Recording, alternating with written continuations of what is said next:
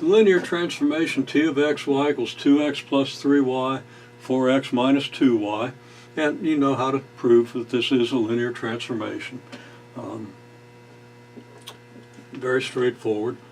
It can be represented by a matrix in the obvious way.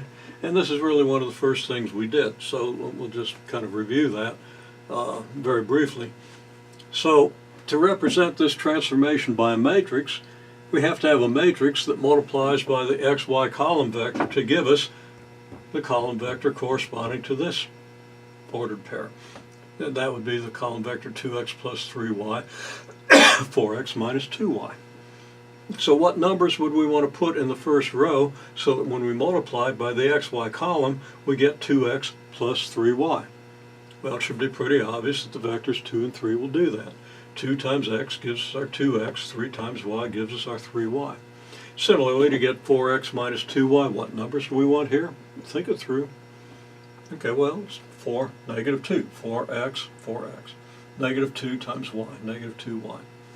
Okay, now the transformation, how about t of xy, don't look down, equals 5x plus 4z. Well, I'm not going to read it to you, right there it is. Okay, now, we got x, y, z, and I've got just xy here, and that was not particularly correct, is it?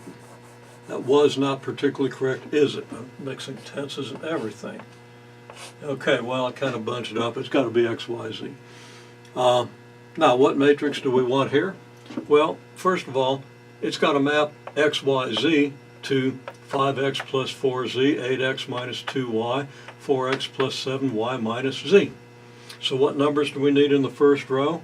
Well, we better be multiplying x by 5, so we're going to have a 5 here.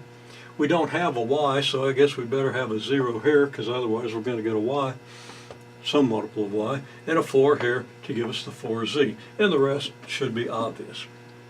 Okay, so we can easily represent a linear transformation if we have the rule for that transformation by a matrix product.